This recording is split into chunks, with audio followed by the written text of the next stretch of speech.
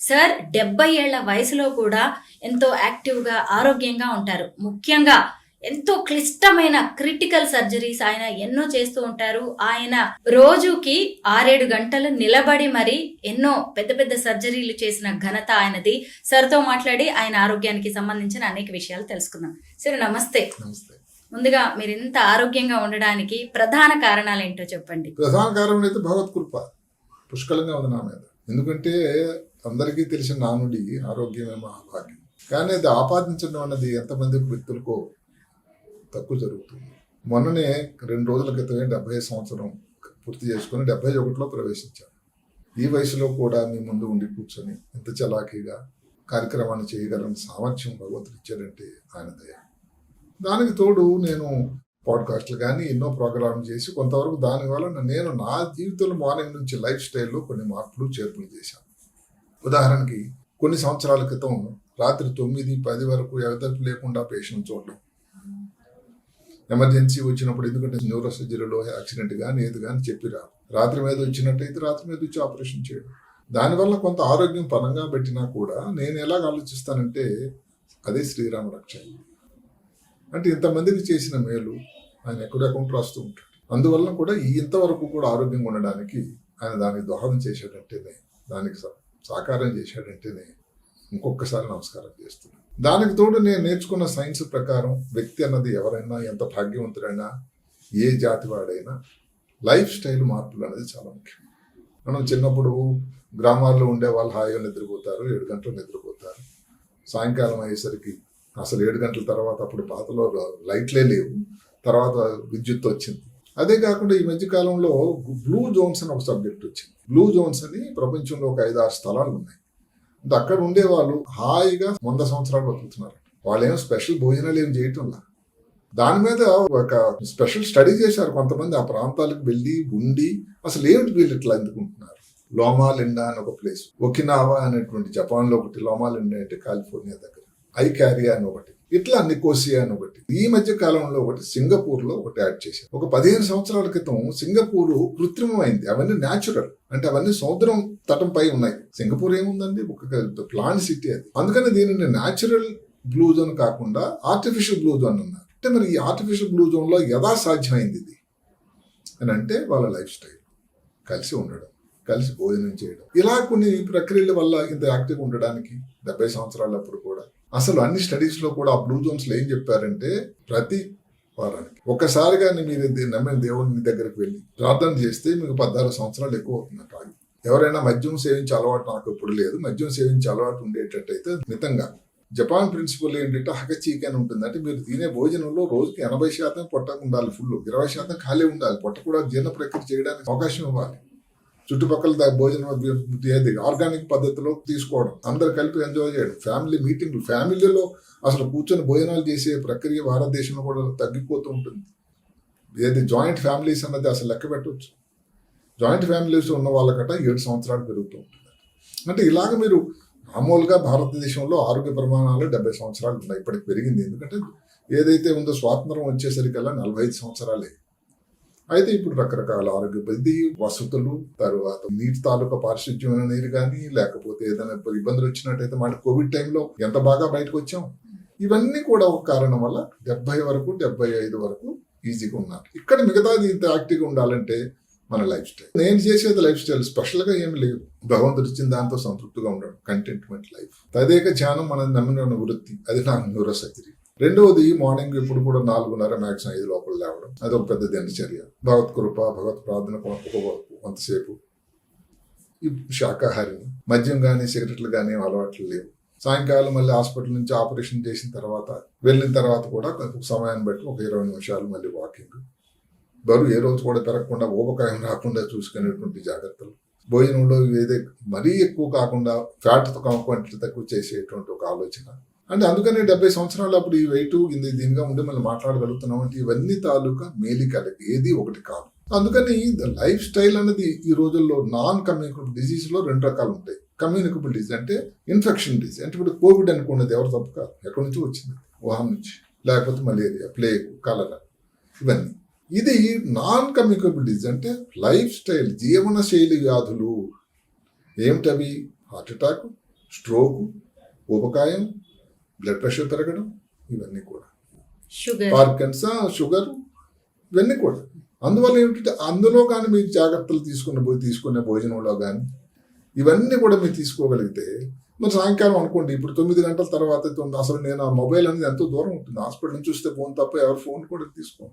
ఎంతమంది అలా చేయగలరు?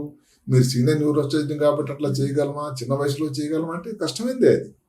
అంటే ఏదో దానికి ఒక నియంత్రణ అయితే ఉండాలి నేను చెప్పడం అది. మరి 2 గంటల వరకు మొబైల్ చూసుకుంటూ ఆ ప్యాసివ్ స్క్రీనింగ్ అనే ఒక మాట ఉంది. అంటే అలా ఇంక స్క్రోలింగ్ చూస్తూ ఉండడం, వాట్సాప్లు కానీ వీడియోస్ కానీ స్క్రీన్ చేస్తూ ఉంటే మరి దానికి ఆరోగ్యం దెబ్బతూ ఉంటుంది.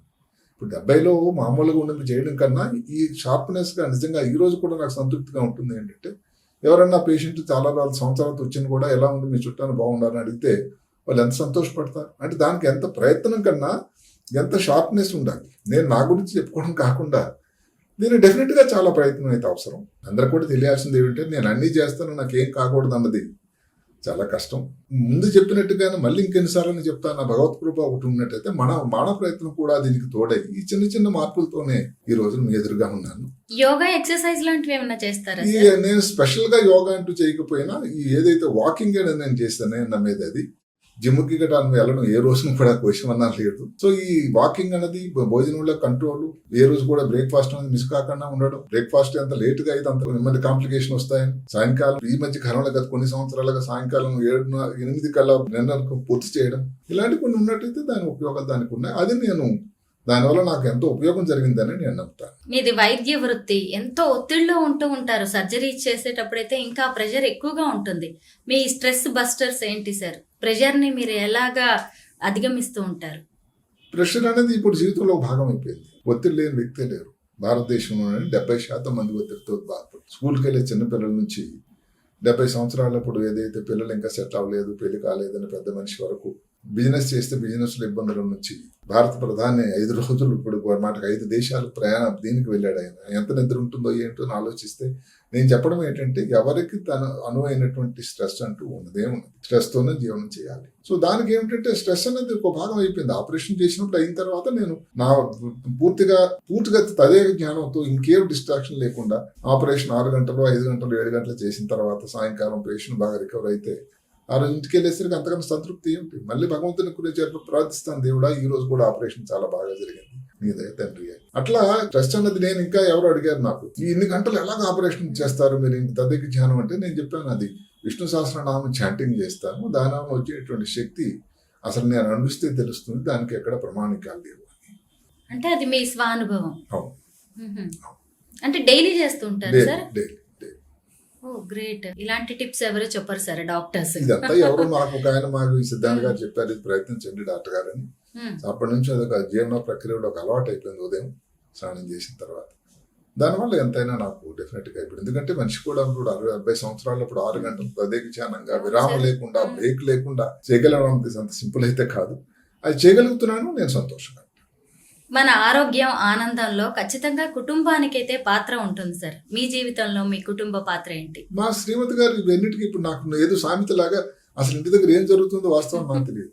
నాకు తెలిసిన ప్రపంచం వల్ల పేషెంట్లు, వాళ్ళతో మాట్లాడడం, వాళ్ళు ఫోన్ చేస్తే తెల్లవారు ఏదో వాళ్ళకి ఆన్సర్లు ఇవ్వడం, లేకపోతే వచ్చి మళ్ళీ మీలాగా ఏదో వీడియోలు చేయాలంటే దానికి రెడీ అవ్వడం తప్ప, ప్రిపేర్ అవ్వడం తప్ప నాకు ఇంక పెద్ద విషయాలు తెలియదు.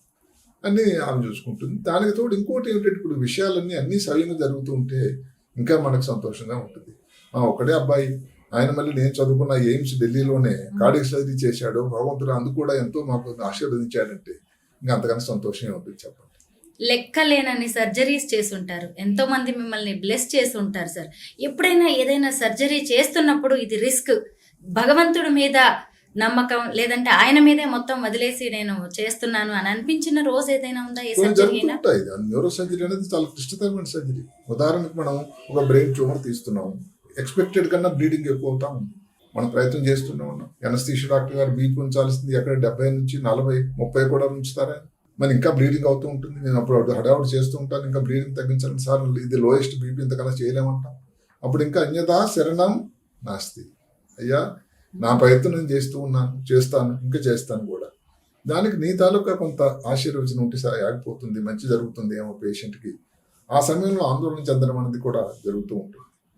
అంటే మరి అక్కడ మనిషి మానవత్వంగా ఏంటంటే ఏ పేషెంట్నైనా డాక్టర్గా కోరుకునేది చక్కగా తేరుకొని మళ్ళీ ఆరోగ్యంగా బయటకు రావడం, వాళ్ళ చుట్టాలు ఆ పేషెంట్ అందించడమే కదా. ఇంత ప్రమాదం జరుగుతున్నప్పుడు ఒకసారి అనుకోవడం అయితే జరుగుతుంది. అందుకని నేను అంటాను, ఎన్నిసార్లు చెప్పిన మాట ఏమిటంటే పేషెంట్ తాలూకా బీపీ తాలూకా కంట్రోల్ అన్నది ఎనస్థీషియా డాక్టర్ చేతిలో ఉంటుంది. మరి అదే టైంలో కష్టపడుతున్నటువంటి సర్జన్కి బీపీ ఎంత తేడా వచ్చిందో రికార్డింగ్ పద్ధతులు ఇంకా రాలేదు కదా. మరి ముందు ముందు వస్తాయేమో చూడాలి. ఏదో వాచ్లు పెట్టుకొని ఈ స్మార్ట్ వాచ్ల లాగా ఇంకా డాక్టర్లు కూడా దానికి ఆటో పోర్ట్లకి ఎంత లోన్ అవుతున్నారు అని చెప్పేటువంటి ఒక పద్ధతి వస్తుందని నేను అనుకుంటున్నాను. మీరు స్టార్టింగ్ లోనే చెప్పారు సార్, నేను ఇంత ఆరోగ్యంగా ఉండడానికి కారణం భగవత్ కృప అని. అంటే ఒక వ్యక్తి ఆరోగ్యానికి, ఆనందానికి ఆధ్యాత్మికత అనేది సరైన మార్గం చాలా అంటారా? ముఖ్యం. అది తక్కువ అవుతుంది, అదృష్టవశాత్తు అది పెరగాలి ఇంకా. ఎందుకంటే దాని వల్ల ఇప్పుడు మాటక బ్లూ జోన్స్ లో కూడా ఎంత సింపుల్ చెప్పారు. సింపుల్ గా మీరు చేయాల్సింది ఏంటంటే ప్రతి వారం సరే వాళ్ళు క్రిస్టియానిటీలో మాట్లాడారు, మీరు వెళ్ళి చర్చి కానీ ప్రే చేస్తారు, లేదా టెంపుల్కి వెళ్ళండి, లేకపోతే ఇంకోటి ముస్లిం సోదరులు ఇంకోటి భగవంతుడా నువ్వు ఉన్నావు అని అతని మీద నమ్మకం పెట్టి అది చేసేటువంటి ఉండే దానిలో ఉండే సంతోషం మీకు వచ్చినట్టయితే దానిలో ఉపయోగం కూడా మీకు భగవంతుడు ఆపాదిస్తాడు. 70 ఏళ్ల వయసు సార్, ఎంత సంతోషంగా ఎంత ఆనందంగా ఉన్నారు. అసలు జీవితంలో అన్ని సాధించాననే సంతృప్తి కూడా మీకు ఉండొచ్చు. అసలు విజయం అంటే ఏంటి సార్? విజయం అంటే మన ఆలోచన బట్టి ఉంటుంది. నేను ఎలాగ ఆలోచిస్తాననేది ఇంకోలాగా ఆలోచించి ఉన్నది. నేను ఒక క్లిష్టతరమైన ఆపరేషన్ చేసి దాన్ని సాధించినప్పుడు నేను విజయం సాధించాను. ఎలక్షన్ లో పోటీ చేసిన వ్యక్తి అసలు నేను గెలుస్తానో లేదన్నప్పుడు లాస్ట్ మినిట్లో అవ్వడం, ఏ రోజున కూడా ఊహించని నేను ప్రైమ్ మినిస్టర్ అవుతానంటే ప్రస్తుత ప్రధానమంత్రి, భారతదేశ ప్రధానమంత్రిగా 3వసారి అవ్వడం, మరి ఇంతకంటే విజయాలు ఏముంటాయి చెప్పండి.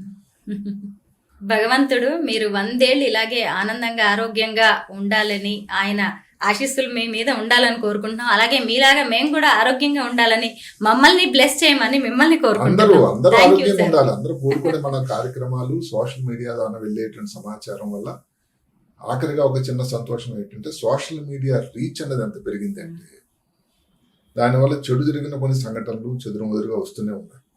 దానివల్ల మంచి అన్నది ఇందాక నేను చెప్పినటువంటి భారతదేశంలో ఆరోగ్య ప్రమాణాలు 45 సంవత్సరాల నుంచి 70 అవ్వడానికి ఒక కారణం సోషల్ మీడియా. ఇది భారత ప్రభుత్వం వారు చేసినటువంటి గణాంకాల ప్రకారం. ఎందుకంటే అవగాహన భోజనంలో సాధ్యం అందరూ పాటించుకోవచ్చు. జంక్ ఫుడ్ తగ్గించాలి, జంక్ ఫుడ్ తగ్గించాలి, పిల్లలకు తక్కువ ఇవ్వడం, ఇలాగ పొగ త్రాగడం, ఇవన్నీ కూడా కొన్ని వస్తుంటూ ఉంటే రోజు చూస్తూ ఉంటే తెలియకుండానే కొంతవరకు దాన్ని అనుకూలంగా ఫాలో అవ్వడం.